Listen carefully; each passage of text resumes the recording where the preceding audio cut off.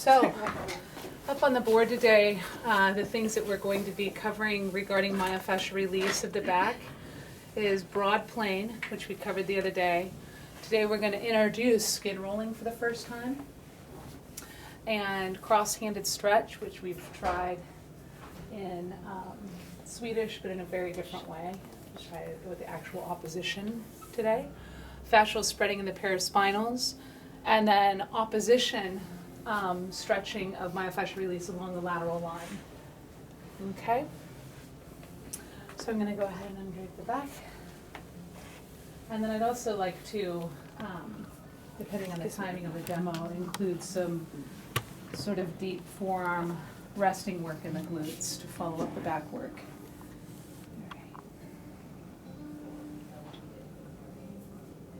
So is it okay if I tuck this right here? That's fine. Okay. So, starting with just noticing the structures of the back. Okay.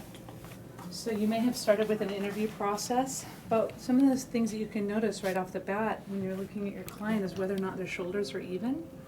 If they're resting on the table, is one higher off the table than the other? If the shoulder is higher off the table, then most likely the curve in the front is greater. Okay? If the scapula are winging out, it's a sign of a really tight subscapularis. Right. So just noticing where the inferior angle is and how the lines travel, whether or not the paraspinals are higher on one side than the other, whether or not there's a larger curve on one side, things that you can notice visually before you start. And then fascially, once you start by applying pressure, remembering that we're going to be sinking in with our whole hand evenly, okay, before we even move. And so starting with broad plane, I believe that we started the other day, and you can go in either direction, but we started by getting into position with our bodies. So when I say that I'd like your lower leg to be even, sometimes when I walk around the table there seems to be a lot of confusion, right? So I'll say, could you move your front leg back? And a lot of times I'll see, people will come to the side or try to do it, and I appreciate that you're trying to do it, but I want to show you because I think sometimes when you're practicing massage or just learning something, taking in what I'm saying and trying to figure out what it is that I'm going for is harder. I think if you have a visual, it would help. So I'm going to move over to this side, and you can stay where you are. I'll come right back. So I'm here on the low back. What I like to see is have your foot right behind or even with your hands. Okay? And then I'd like your feet, both of them, to be pointed in the direction that you're going. Okay? So if you're headed this direction, then making sure that both of your feet are headed in that direction. And that your foot is about even. Okay, I'm going to come back to this side. So I'm sinking in whole-handedly, which you can see. You can see that my fingertips are having the same pressure as my palm, just by the blood flow. So having your, what did they used to say? Stiff as a board, I don't know why this is coming to mind. Stiff as a board, light as a feather, something like that, right? And so what I'm looking for is that flatness of hand, that complete evenness of hand. And then sinking in fascially through the layers, this hand is already sinking in quite a bit. And allowing yourself to go down and really hook the fascia with not only your palm but also your fingertips. And as I said, I think the other day, imagining that every loop, every ridge in your skin is meeting up with every ridge in theirs. And then you move into a fascial stretch for broad plane. Sink down in your leg and checking in with your low back. Okay, so one of the things I'd like to point out, if you look at my hips for a second, is my hip tilt. So it's about even with my spine, right? I'm not pointing up with my tailbone, and I'm not collapsed into the table. But my spine is neutral and pretty even from sacrum at a straight line, right? Not torqued. There you go. And my abdominals are engaged by me tucking slightly at my pelvis when I'm doing this to protect my low back. That's a good workout for your quads and your abs. All right. Broad plane. So you can go in one direction or the other with large sheets of tissue. Okay. Let's see. I think I showed going to the sides with broad plane, coming off the lateral sides, and then I also mentioned being able to pull. And I believe we did this with somebody face up, but it's just as applicable in this direction. So really gathering the tissue from the abdomen and latissimus and pulling. And the external obliques are under me. I can feel those stretching, and I can feel this pull from her psoas on her right side and rectus abdominis. And there you go. So when I get into this position, I'm holding, right? My shoulders, instead of being fully rounded in my back, I want to have somewhat of a neutral position, and I'm literally just sitting down into my sits bones. Okay? There we go. And I can shift directions to have more of an effect on one side. There we go. So that one went all the way down into iliacus and around the hip when I shift in this direction. Skin rolling is a technique. You pick up the skin and then you hold it. So if this isn't comfortable at any time, is it too uncomfortable? You okay? Yeah. Okay, tell me. This can get quite tender. I'm on the paraspinals on either side, and I'd like you to watch my pace. Okay, lighten up a little bit. Okay?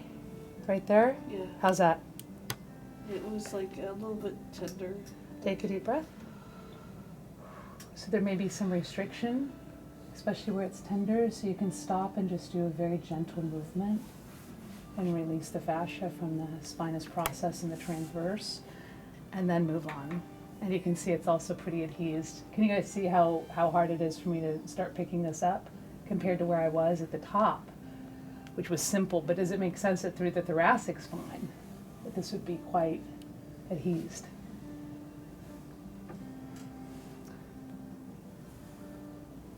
So more than moving my thumbs, I'm gathering tissue and pushing it into my thumbs to roll.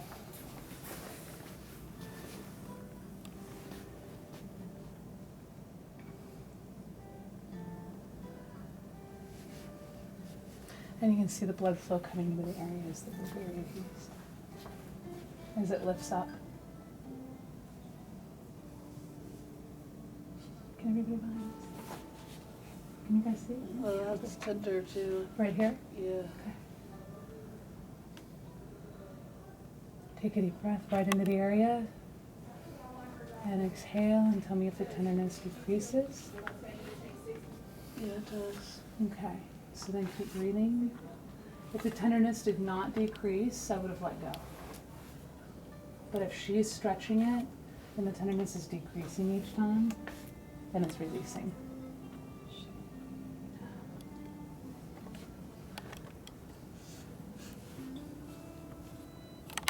Ah, Right here? it's tender too. Okay. So Holding. Tell me if it starts to decrease. it's definitely decreasing when you hold it. Okay, good. Is that movement okay? Yeah. Okay. So I'm just going to plot very small movement. This is not a big movement. It's like you probably. Very small, It feels very big though. and it's in rotation. And it feels very big, especially on this side, huh? Yeah. And then going on very, very, very slowly. When you say it's in rotation, My movement with the fascia was in a small circle. Right there. 3 deep breaths.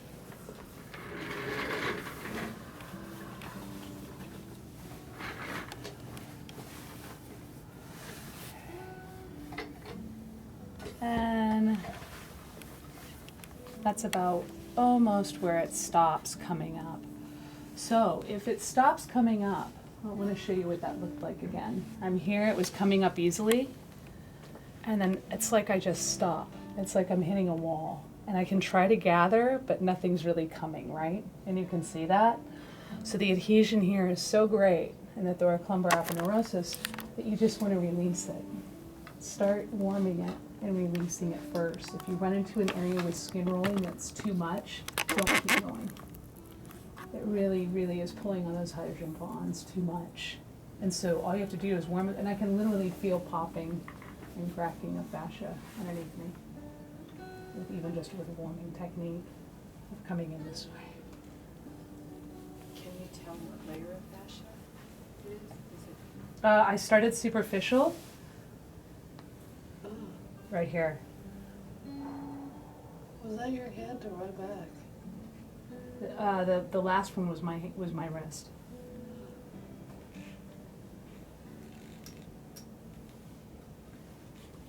And now I'm much deeper. And I'm leaning, and I'm holding where I feel the most restriction, which is right over her QL, all the way to her posterior ilium. And as she breathes, I'm starting to slide just a little bit. So you really want to stop and take the time and release anything that's in your way before you just go on. There you go.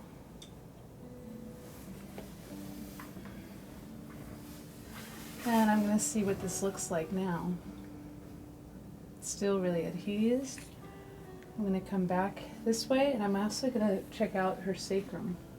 Okay, so right over the sacrum sometimes, and right over the posterior ilium, there can be a lot of adhesions. So I'm moving my fingers, if you can see, in a motion that's circular. Wow, that really won't stay there. That's circular. It's almost like a very small SIBO.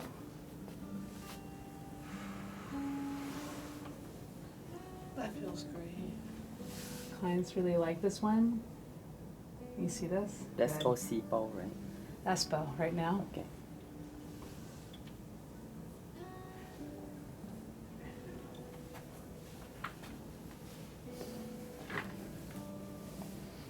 And then, yeah, I still can't lift. So I would not continue skin rolling over this person's sacrum.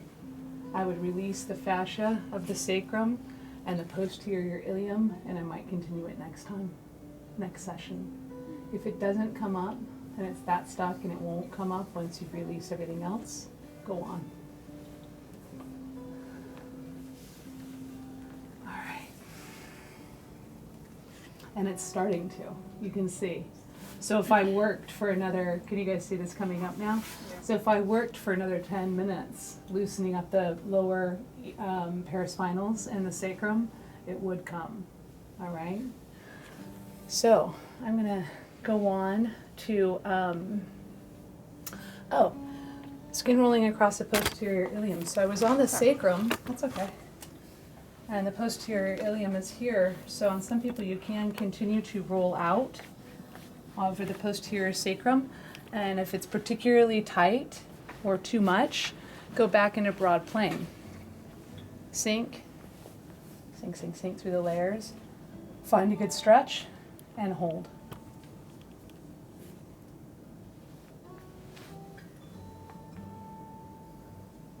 Now these are not in order, okay? Once you've done broad plane, I could do the opposition of the sides of the lateral line and really open up the back.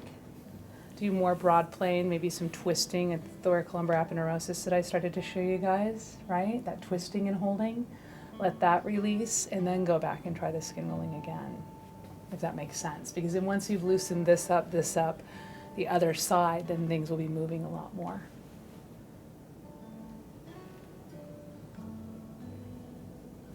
There we go. All right, so the opposition, just because I'm here on the lateral line, is a pulling and a holding. So I'm pushing with one hand and pulling with the other. And you can go in the opposite direction as well. Okay.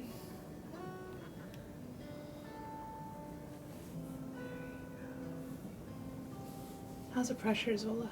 Feels really good. Kind of Would you- itchy though, but good. What? When you hold it, it feels itchy under the skin. Does it? Yeah. Itchy, but- feel Itchy. itchy. It's releasing. There you go. If it gets burny at all, tell me. That's fine. Okay. I mean, I've had fascial release before that just feels like fire. It's too much. I don't think it's a good idea per se to push that hard. It just means that what could be done over 3 sessions rather than 1, right? And so the reason why we don't want to push too hard too fast in 1 session is that the body can't necessarily incorporate all of it.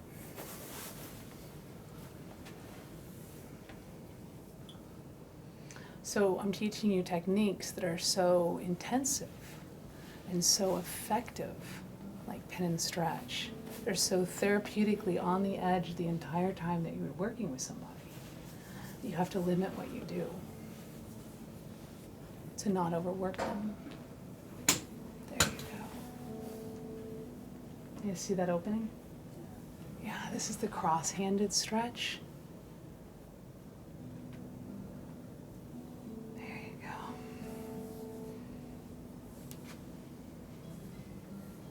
And you can see it's really starting to come up. Her QL is still really tight. Can you see that around that band, around the waist? So I'm just going to focus on that band coming out from the vertebra, right along where the quadratus lumborum is. I'm going to cross fiber, very slow, sustained. Oh, the hand underneath another hand, like you put in it, are you sinking all the finger into the tissue? My whole hand is even with my fingers. Okay. I'm using it as one. But under my palm, my hand now is her quadratus lumborum. And I can feel it taking a deep breath, starting to release.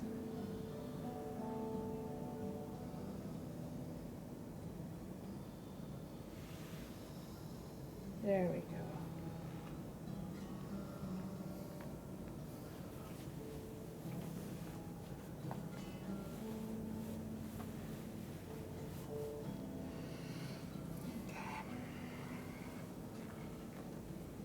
And then it's almost like petrissage, but I'm holding the fascia and moving it.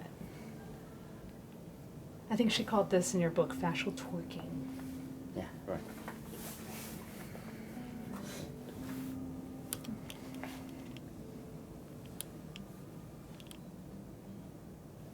Back into opposition. This look like exercise. There we go. Okay. Now, for a second, if you look, you can actually see a difference in the waist and the way that it's sitting there. Okay? So as that releases, you can see a difference, and you can see lines of tension still here, and then real softness in the curves on this side. It literally holds it differently. Okay? The paraspinal spreading, fascial spreading, is to come into this paraspinals. You can choose where you are and then spread. I like to add a little bit of jostling when I get stuck. So when I'm moving through fascia, I get down to a fascial level, and then when I'm moving through, it's like areas, there's certain areas that are melting right in front of me, and I can feel them as I'm moving through it. And then there's other areas like right here that I get stuck, and if I jostle that area, you can see I'm moving all the way down to her foot and all the way up to her head. That's quite an adhesion. So I'm going to stay there for a second while she's breathing and apply point-specific stretching to that iliocostalis muscle that's fanning out over her ribcage, that branch of it. And then I'm going to keep going because it just opened. So once you get through that stagnation, then you can keep going. But if you get stuck again, sometimes a little bit of jostling can help you get through an area.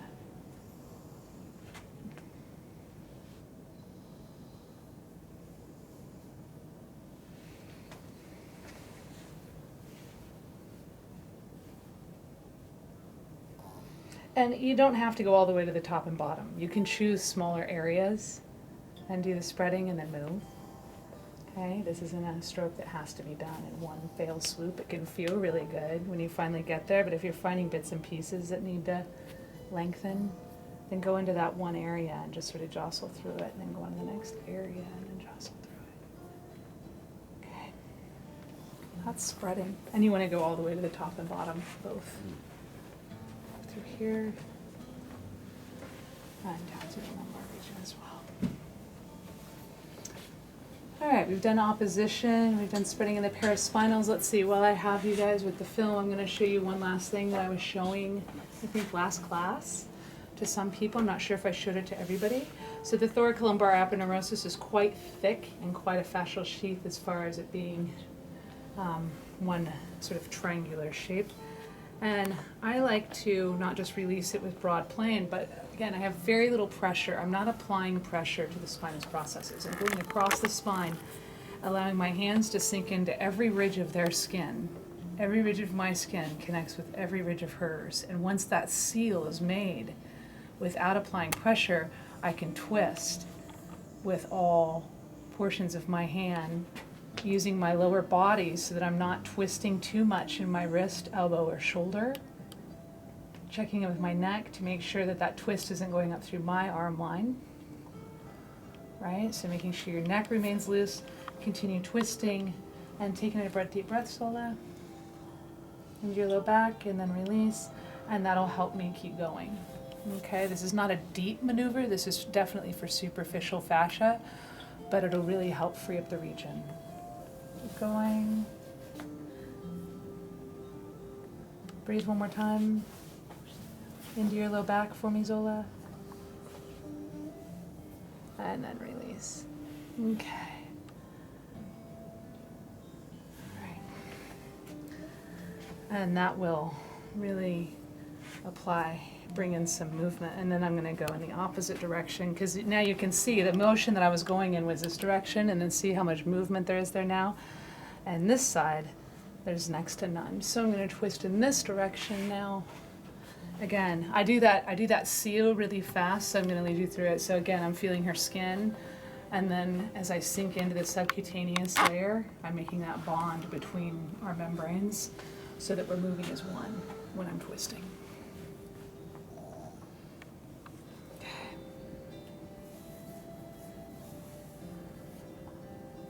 Check in with your neck and shoulders and shake it out.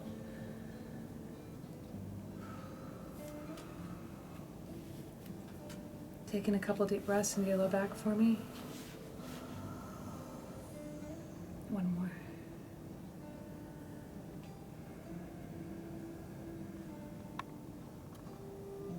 One more, Zola. There we go. And that was a really good release. And I'm hot. Oh, yeah. That was good, huh? All right. And I'm just going to check one more time just for fun. But it does come up now. So I could keep going at this point if I wanted to. But I'm going to go on and show you guys something else. So it will come up. But there's no need to, I want to say, bang away at it. Mm-hmm. If something isn't working that session, like if this doesn't want to do skin rolling, it's okay. Let it all loose and let them go. Come back and then try it then. So we're going to go from the low back into the glutes. And today what I would like to do is just have you practice coming in with your forearm and leaning. Okay, so we're going to lean. So if here's your sacrum and here's the greater trochanter. Okay, we're going to lean first in one direction. We're going to form an X. Okay, first we're going to lean. So if the greater trochanter is here, the sacrum's here, I'm right in between those 2 points and leaning in. And holding. At first my pressure is light. I haven't done a lot of warming of the area. And I just let the client breathe and let them start to get used to the pressure at all. And then you'll just start to sink and melt. It's literally a patience game of sinking and melting. You think you're on a bone or something like that, and you may want to palpate to make sure that you're not on the sacrum, that you're not on the ischial tuberosity, but a lot of the ligaments of the hip can feel like bone. and they're not. So they'll start to release as well. And we're gonna hang in one position for probably close to 2 minutes, at least. And slowly sinking in. So as their fascia releases beneath us, the tendency is to follow it and chase it and just go with it, right? But I'd like to caution you from going with it too fast. Okay, so as it releases, I'm gonna sink in a little bit, but not push as hard as I can to that edge.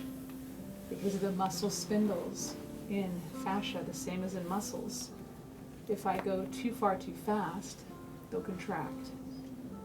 So if the release is happening too fast, if I'm sinking in too quickly, the muscles will start to contract around me in a protective fashion. So I'm finding the therapeutic edge or finding the limit of the tissue backing off slightly and holding that in a sustained fashion for a couple minutes.